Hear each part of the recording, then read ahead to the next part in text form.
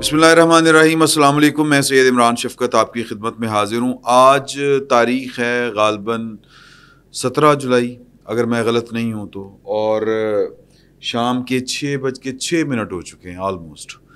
और इस वक्त जब मैं आपसे मुखातिब हूँ, तारीख़ और वक्त बताने का एक मकसद है। दो काम हो रहे हैं। एक, इस वक्त जब मैं आपसे गुफ्तगू कर रहा हूँ तो कोर कमांडर्स कॉन्फ्रेंस 2 रोज़ा उसका आगाज़ हो चुका है, और इस वक्त core commanders chief of army staff की सरबराही में बैठे हुए हैं GHQ में। और ये महाना होती है, बाज़ औक़ात ये स्किप हो जाती है।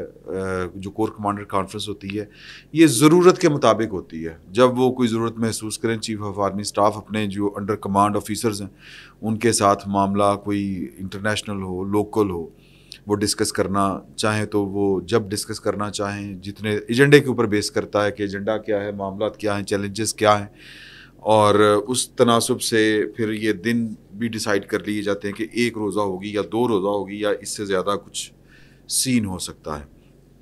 दूसरी जो इस वक्त सूरत हाल है जब मैं आपसे मुखातिब हूँ, लोड शेडिंग के मरहले से हम गुज़र रहे हैं। और ये जो लाइट है, ये बार बार मैं हमेशा आपको बताता हूँ, ये जनरेटर चल रहा है और आपको ना वो लाइट, वो जिसको हम पंजाबी में कहते हैं ना, वो लाइट पूरी ना तो चमक्के मार दी पई। तो वो ये लाइट जो है वो लोड जब कम होता है तो क्या होते हैं, एम्पेयर्स होते हैं, वो डाउन होते हैं, तो ये ज़रा लाइट यूँ होती है, बाज़ औक़ात बिल्कुल बंद हो जाती है और फिर एकदम से आती है। तो ये कोई इस तरह का कोई अगर हो जाए तो उसको बर्दाश्त कर लीजिएगा। तो बाकी 2 रोज़ा दौरा था और बड़ा चुप-चपीता दौरा था, बड़ी खामोशी के साथ गए। और आज़म मुनीर साहब चीफ ऑफ आर्मी स्टाफ जो हैं वो अमूमन जो कह लें कि माजी की तरह वो बहुत ज़्यादा लाइमलाइट में नहीं रहते, माजी के हमारे जर्नलों की तरह।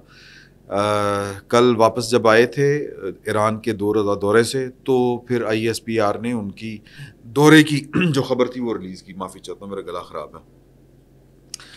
तो अब वहाँ पर वो क्या मामलात करके आए, और आज की जो कोर कमांडर कॉन्फ्रेंस है ये 2 रोज़ा है, इस पर क्या चीज़ें चलेंगी। तो वो 2 तरफ़ा ताल्लुकात ईरान के साथ, ईरान वो जो नई सफ़बंदी हो रही है, उस तरह के मामलात हैं वहाँ पर। लेकिन जो बदख़्वाह हैं पाकिस्तान के, वो जिनको इमरान खान साहब से आगे कुछ नज़र नहीं आता, जो पाकिस्तान की फ़ौज के कल तक गीत गाया करते थे, रोज़ी रोटी वहीं से कमाया करते थे, वो आज पाकिस्तान की फ़ौज में कीड़े निकाल रहे हैं, सिर्फ इसलिए कि पाकिस्तान की फ़ौज उनका जो सियासी एजेंडा है उसके ऊपर अमल नहीं कर रही। बस इस वजह से कि सियासी किरदार उनकी मर्ज़ी के मुताबिक अदा नहीं कर रही। उनमें जो पेश हैं वो अदील राजा, आदिल राजा व्हाट्सएवर हैं, वो उन्होंने पहले ट्वीट किया कि जी Asim Munir in Iran, where is Asim Munir taking Pakistan, सवालिया निशान किया। फिर उसी को उन्होंने कोट करके ट्वीट किया कि आसिम मुनीर की ईरान से मिन्नतें, शिया कम्युनिटी को बोलें इमरान खान को छोड़ दें, बाकी इनको मैं खुद इनको संभाल लूँगा। तो जनाब, और हैशटैग क्या, details of hashtag the deceiver at work. तो अब ये या तो मुखबरी इनको ईरान से हुई है, ये जो भी बातें कह रहे हैं ना कि वो ईरान को कह रहे हैं कि शिया कम्युनिटी को समझाएं। यार, शिया कम्युनिटी एज कम्युनिटी किसी एक पार्टी के साथ है, ये स्कूल ऑफ थॉट है, ये सोचने वाली बातें हैं, ये प्रोपेगेंडा है। मैं बार बार जो वो बातें करता हूँ कि ये प्रोपेगेंडा मशीनें, ये रोबोट्स, ये कुंद जहन जो लोग हैं, ये पाकिस्तान की फ़ौज ने इमरान खान साहब का या इमरान खान नामी जो प्रोजेक्ट था उसको ऑन करने के लिए, पाकिस्तान के वसाइल और रियासत के ऊपर अपनी गिरफ्त मजबूत करने के लिए, और 2 पॉलिटिकल पार्टियों को जिन्होंने वक्त के साथ सीखा उनको सिस्टम से निकालने के लिए ये 5th जनरेशन वार का आगाज़ किया था, अपने मफाद के लिए। वो गले पड़ी हुई है सर। अब कोई पूछे कि जनरल आसिम मुनीर साहब के साथ वो जो तस्वीर आई हैं, या तो पाकिस्तान के सफारतखाने के लोग जो थे, जो ईरान में मुतय्यन है, वो उस मुलाकातों में शामिल थे, या फिर आर्मी के अपने जो इनका चीफ ऑफ आर्मी स्टाफ का स्टाफ है, वो 4-5 जो हैं वो जर्नैल थे। وہ ہیں. اب یہ خبر کہ شیعہ کمیونٹی کو انہوں نے کہا کہ ان کو سمجھائیں عمران خان سے خود ہی نبڑ لیں گے. یہ اس کے پیچھے یہ دیکھیں لائٹ جا رہی ہے, ذرا امپیئرز کم ہو رہے ہیں. تو اب اس کے پیچھے یہ کہانی جو بتانے کی کوشش کر رہے ہیں کہ یہ ان کو بتائی کس نے, ان کے ذرائع کون سے ہو سکتے ہیں. بس ذات دی کوڑ کرلی تے چھتیران جپے, کیا ان کے ذرائع جو ہیں یہ جرنیل ہوں گے سر؟ یہ اور وہ بھی جرنیل جو چیف آف آرمی سٹاف کے قابل اعتبار لوگ ہیں اور اس دورے میں ان کے ساتھ تھے. مجھے تو لگتا ہے بعض اوقات کہ پاکستان کی, خیر وہ نکل آتے ہیں لوگ جو ہے نا, وہ اچھے برے لوگ ہر جگہ کے اوپر ہوتے ہیں, لیکن یہ عادل راجہ صاحب کوئی اخیر یا عدیل راجہ اخیر قسم کی کوئی ایٹم ہے. میں ان کو بہت زیادہ ڈسکس نہیں کرنا چاہ رہا, لیکن میں صرف یہ جاننا چاہ رہا ہوں کہ ان کو یہ انفارمیشن بطور صحافی میں سوچ رہا ہوں کہ یہ کہاں سے آئی ہوگی. یا تو پاکستان کا سفارت خانہ, سر مجال نہیں ہے کسی کی کہ وہ آرمی چیف کی کوئی اس طرح کی بات اگر ہوئی ہے تو وہ لیک کرے, یا پھر وہ جو جرنیل ساتھ تھے وہ کریں گے. سر نوکریوں کے لالے پڑے ہوتے ہیں, ڈسپلنڈ فورس ہے, ایک قدم آگے پیچھے ہوئے نہیں تو ٹھا, فوجیں ایسے نہیں چلتی. یا پھر ایران نے بتائے ہوں گے عادل راجہ صاحب کو, ان کا جو چیف آف آرمی سٹاف ہے وہاں کا ایران کا, انہوں نے بتایا ہوگا. مطلب عجیب ہے, یہ پروپیگنڈا ہے. ہم ایک جگہ کے اوپر تھے اسلام آباد, کیونکہ ہم ایک ہفتہ آلموسٹ اسلام آباد گزار کے آئے ہیں, تو میں نے وہ ہے نا اشفاق ستی صاحب, وہ گفتگو میرے ساتھ کر رہے تھے, تو میں نے ان کو کہا کہ یار کہ دنیا جو ایڈوانس ممالک ہیں جن میں سوئٹزرلینڈ ہے, انہوں نے جو اپنے وہ ہے نا چھوٹے چھوٹے بچے جو پرائمری ایجوکیشن سے سٹارٹ کر دیا ایک سبجیکٹ, جس سبجیکٹ کا نام ہے فیک نیوز. یہ جو نئی دنیا ہے یہ آئی ٹی سے آگے کی آرٹیفیشیل انٹیلیجنس کی دنیا ہے. ہم تو آئی ٹی سے کوئی نہیں سنبھال پا رہے, یہ سوشل میڈیا تجھے یہ آئی ٹی سے نہیں نپٹ پا رہے, تو ہم آرٹیفیشیل انٹیلیجنس سے کس طرح نبرد آزما ہوں گے. تو اس کے لیے انہوں نے کیا حل نکالا ہے کہ راہ راست پہ رکھنے کے لیے اپنی قوم کو انہوں نے پرائمری لیول کے اوپر فیک نیوز ایک سبجیکٹ متعارف کروایا, اور کس طرح کن لوگوں انالیسس کرنا ہے. آپ نے سچ خبر جو ہے وہ اس تک پہنچنا ہے کہ یہ جو جھوٹ کی برمار پڑ گئی ہے, اور یہ پاکستان میں تو انت ہو گیا, انت سمجھ رہے ہیں نا, انت. فیک نیوز اس دنیا کا سب سے بڑا مسئلہ ہے, اور اس فیک نیوز کو پاکستان کی فوج کی اس وقت کی مشینری نے عمران خان صاحب کے لیے پوری قوت کے ساتھ استعمال کیا, اور یہ نمونے وہاں سے پیدا ہوئے ہیں. تو بہرحال وہ کیا کہتے ہیں ففتھ جنریشن کے مزے لیں باجوہ صاحب اور ان کی جو بھی تھی. تو میں آتا ہوں جی یہ جو مدعے کی طرف, کہ آج جو اس وقت کور کمانڈر کانفرنس جاری ہے, جو پچھلی کور کمانڈر کانفرنس تھی جو اس سے پہلے ہوئی, وہ 2 روزہ کور کمانڈر کانفرنس تھی. یہ 15 مئی کو ہوئی تھی, یعنی کہ 9 مئی کو جو چیف آف آرمی سٹاف ہیں وہ ملک سے باہر تھے اور قطر میں تھے. جب وہ 9 مئی کا واقعہ ہوا اس کے بعد وہ واپس آئے, پھر انہوں نے پشاور کا, کوئٹہ کا, لاہور کا, اس طرح مختلف جو گیریزنز ہیں ان کے دورے کیے, اور پھر 15 مئی کو کور کمانڈرز کانفرنس ہوئی, جس میں یہ طے کیا گیا تھا کہ جنہوں نے 9 مئی والا سین برپا کیا ہے وہ ایگزیکیوٹر ہوں, وہ پلانر ہوں, وہ موقع پر موجود ہوں, وہ جتنے بھی لوگ ہوں, ہم ان کو ان کے کیفر کردار تک پہنچائیں گے. یہ عمران خان صاحب کے خلاف بیسکلی جو, اور اس کو ایک بغاوت اس کور کمانڈر کانفرنس میں فوجی بغاوت کا ایک شاخسانہ یا فوجی بغاوت بپا کرنے کی ایک کوشش قرار دی گئی تھی. یہ وہیں سے خبریں باہر آئی تھیں تب, اور 15 مئی کو یہ 2 روزہ کور کمانڈر کانفرنس ہوئی تھی. اس کے بعد 7 جون کو جو ہے وہ فارمیشن کمانڈرز کانفرنس ہوئی تھی.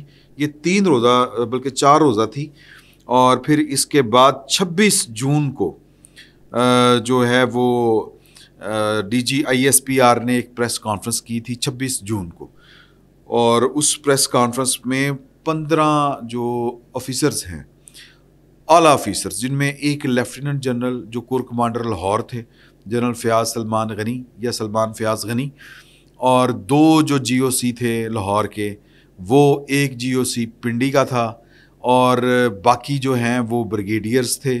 ایک بریگیڈیئر جو تھے وہ 111 کے کمانڈر تھے, وہ یعنی جو 111 بریگیڈ ہے اس کے وہ کمانڈر تھے. باقی جو ہیں وہ ان کی تفصیل ابھی تک سامنے نہیں آ سکی کہ وہ کون کون لوگ تھے. 15 افسروں کو فارغ کیا گیا تھا. تو اب دوبارہ یہ 2 روزہ کانفرنس جو ہے یہ ہو رہی ہے 15 مئی کے بعد. 15 مئی سے 15 جون ہو گیا, آپ اللہ بھلا کرے آپ کا 1 مہینہ, اور جولائی, یعنی کہ یہ 2 ماہ بعد, تقریباً 2 ماہ بعد یہ کانفرنس ہو رہی ہے. اب پاکستان میں 2 اینٹیٹیز ہیں. ہمیں یہ بڑی بات, مجھے ذاتی طور پر یہ اس کا ذکر کرنا گراں گزرتا ہے, اچھا نہیں لگتا, لیکن یہ اپنی جگہ کے اوپر ایک زمینی حقیقت ہے کہ پاکستان میں 2 بڑی حقیقتیں ہیں. ایک پاکستان میں آپ کی سول سائیڈ ایک حقیقت ہے جو پولیٹیکل سائیڈ ہے, اور اس میں وہ پورا سسٹم آپ کا فال کرتا ہے. اصولاً تو دوسری اور کوئی سائیڈ نہیں ہونی چاہیے, صرف ایک سائیڈ ہے, اور وہ ہے پاکستان کے عوام جو اپنے منتخب کردہ نمائندوں کے ذریعے اس ریاست کو چلاتے ہیں. یہ پاکستان کا لکھا پڑا دستور ہے, اور اسی کے مطابق جو ہے وہ کام چلنا چاہیے. دوسری اینٹی پاکستان میں کوئی وجود نہیں رکھتی پولیٹیکلی, لیکن پاکستان میں دوسری اینٹی جو اس کے نیچے جو ہے نا, پولیٹیکل اینٹی کے نیچے جناب آپ کا سول سٹرکچر پورے کا پورا آ جاتا ہے. اسی کے اندر آپ کی اعلیٰ عدلیہ بھی آ جاتی ہے, مقننہ بھی آ جاتی ہے, عدلیہ بھی آ جاتی ہے, انتظامیہ بھی آ جاتی ہے. یہاں پر ریاست کا سٹرکچر کمپلیٹ ہو جاتا.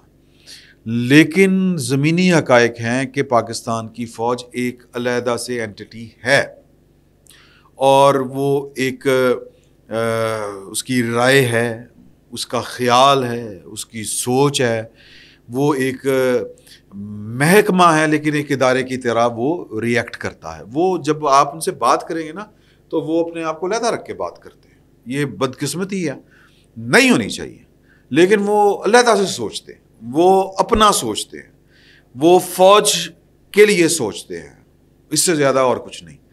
ملک سوچتے ہیں, لیکن وہ ان کو یہ فضول چیزیں نہ لگتی ہیں. سوری ٹو سے یہ بات بہت بری لگے گی, لیکن یہ ایک فیکٹ ہے کہ ان کو یہ لگتا ہے ہاں یہ سول سائیڈ ہے, ٹھیک ہے, یہ ہے انتظامیہ ہے. اور حقیقت یہ ہے کہ پوری کی پوری باقی جو ریاست ہے وہ انہی کو وہ ایڈ کر رہی ہوتی ہے, انہی کی ایڈ کر رہی تھی. ویسے تو ہمارے دستور میں لکھا ہے کہ سپریم کورٹ کو پوری پاکستان کی جتنی بھی سٹرکچر ہیں ریاستی سٹرکچر وہ ایڈ کریں گے انصاف کی فراہمی کے لیے, اس کے معاون و مددگار ہوں گے. لیکن حقیقت یہ ہے کہ پاکستان کی فوج کی معاونت کر رہی ہوتی ہے پوری کی پوری ریاستی انتظامیہ, پورے کا پورا ریاستی ڈھانچہ, کہ وہ فیصلے وہ کر رہتے ہیں, سوچ وہ رہتے ہیں, پالیسیز وہ بنا رہے ہوتے ہیں. اور ہمارے جو سیاستدان ہیں وہ ابھی, ہماری جو الیکٹڈ باڈیز ہیں وہ ابھی تک اپنے آپ کو مطلب کہہ لیں کہ نہیں منوا سکے. ابھی وہ جو کہہ لیں کہ بے اعتمادی کا شکار ہے, اعتماد کی کمی ہے, سیلف کانفیڈنس, خود اعتمادی جو ہے اس کا شدید فقدان ہے. ورنہ تو چیزیں پالیسیز انیشیٹ ہونی چاہیے ہمارے منتخب نمائندوں کی طرف سے, ہمارے منتخب اداروں کی طرف سے. لیکن ریاست پاکستان کے جو ملازمین ہیں سمپل از دیٹ, ان میں سے بھی پاکستان کے جو سیکیورٹی اسٹیبلشمنٹ ہے وہ چیزیں ان کے زیادہ کنٹرول میں ہیں. یہ میں کسی کی دل آزاری نہیں کر رہا, یہ حقائق ہے, میں وہ بیان کر رہا ہوں.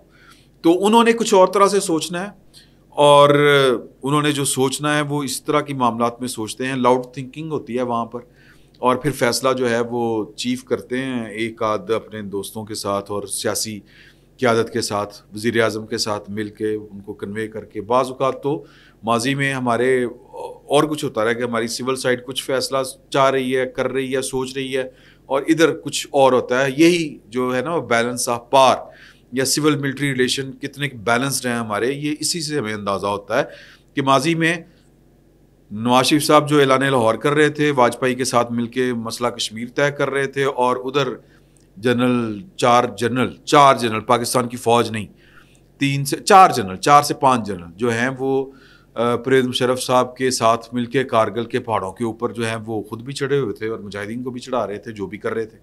پھر اس کا وہ فائر بیک ہوا. یہ پاکستان کی تاریخ میں ایک کامیابی کے ساتھ جو کام ہو رہا تھا. پھر وہ یعنی پرویز مشرف صاحب نے بھی آ کے وہی کوششیں کی کہ مسئلہ کر لیں انڈیا کے ساتھ, لیکن سر نہیں, you are not made for this. یہ کام عوام کے منتخب نمائندوں کے ہی ہاتھوں ہونے ہیں.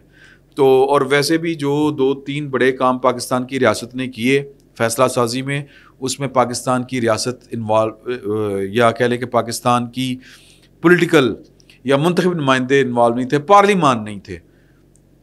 تو وہ جو ہم نے بھگتے ہیں وہ بھگتے ہیں، وہ افغان جہاد ہو یا پھر دہشت گردی کے خلاف جنگ، یعنی کہ پہلے جہاد کرو، پھر وہ جو جہاد کرنے والے ہیں پھر ان کے خلاف جہاد کرو. تو خیر آتے ہیں جی مدعے پہ. مدعا یہ ہے کہ اس کانفرنس میں معاملہ طے ہونے ہیں کچھ نہ کچھ. ادھر شہباز شریف صاحب اور اپنے وہ مختلف اپنے جو قائدین یا کہہ لیں کہ جو اتحادی ہیں ان سے ملاقاتیں کر رہے ہیں، مولانا سے کر رہے ہیں، آصف علی زرداری صاحب کے ساتھ کر رہے ہیں، باقیوں کے ساتھ کر رہے ہیں. نواز شریف صاحب سعودی عرب دبئی میں مصروف ہیں، اور ادھر پھر یہ بھی کر رہے ہیں. انہوں نے نگران حکومت بنانی ہے، ادھر و منظوری ہوئے گی تو نگران حکومت بنے گی. میں یہ نہیں کہہ رہا کہ ادھر کی ساری چلنی ہے، لیکن جو ادھر بھی وہ یہ نہیں کہہ لیں کہ بیلنس کرنے کی کوشش ہوگی تھوڑا بہت، لیکن پلہ ادھر پر ہی رہنا ہے. اور پھر انتخابات ہونے ہیں سر. انتخابات کب ہونے ہیں یہ پوری کلیئرٹی کے ساتھ کوئی نہیں کچھ کہہ پا رہا. تو ظاہر ہے کہ یہ ساری چیزیں وہاں پر ڈسکس ہونی ہیں، اور بڑے لینتھی وہ ہوتے ہیں نا، وہ کیا اس کو کہتے ہیں، تھاٹ پروسیس، بڑا لینتھی تھاٹ پروسیس ہوگا. پھر آرمی چیف صاحب جو ہیں وہ ان چیزوں کے اوپر، مثال کے طور پر خان صاحب کی گرفتاری ہونی ہے. یہ چیزیں اگین یہ بہت کہنے اور سننے میں بری لگ رہی ہوں گی، لیکن یہ فیکٹ ہے کہ وہ کب ہونی ہے. یہ حکومت ہمارا کتنا ساتھ دے رہی ہے، کتنا ساتھ نہیں دے رہی. اور پھر اس کی سگنیفیکیشن جو ہے وہ ایک اور بڑی اہم ہے کہ یہ جو 15 جرنیل بڑے افسر نکال دیے گئے تھے 26 جون کو، پورا پروسیس وہ 9 مئی کے حوالے سے کرنے کے بعد، یہ پہلی کور کمانڈر کانفرنس ہو رہی ہے اس فیصلے کے بعد. تو میں یہ نہیں کہہ رہا کہ اتنے جناب پوچھیں گے کہ جی وہ فرق کیوں کرتے چیف صاحب، ایسا نہیں ہوگا. لیکن یہ بڑی باریک چیزیں ہوتی ہیں، بڑی باریک چیزیں ہوتی ہیں. تو یہ چیزیں اسیس کی جاتی ہیں، نوٹ کی جاتی ہیں. وہ ایک ماحول جو بنتا ہے، ایک وہ جو ہوتا ہے نا جس کو ہم کہتے ہیں ایمبیانس جو کریٹ ہوتا ہے، ہیومن باڈیز جو ایمبیانس کریٹ کرتی ہیں جو ان کے رویوں سے ہوتا ہے، وہ بھی ریڈ کیا جاتا ہے. ایسی بات نہیں ہے. تو بڑی اہم کیونکہ فیصلے، بڑے فیصلے درپیش ہیں جو کرنے ہیں، تو اس لیے یہ کور کمانڈر کانفرنس وہ بڑی اہم ہے. تو وہ دیکھیں روایتی آئے گا جواب، وہ پریس ریلیز آئے گی کہ اندرونی بیرونی خطرات سے نمٹنے کے لیے پاکستان کی فوج کی پروفیشنل جو اس کی ذمہ داریاں ہیں ان کا اور اہلیت کا بھرپور جائزہ لیا گیا. اس طرح کی جو روایتی ہوتی ہے، لیکن خبریں آ جائیں گی انشاءاللہ، دیکھیں گے کیا ہوتی ہیں. فی الوقت اتنا ہی. بہت بہت شکریہ.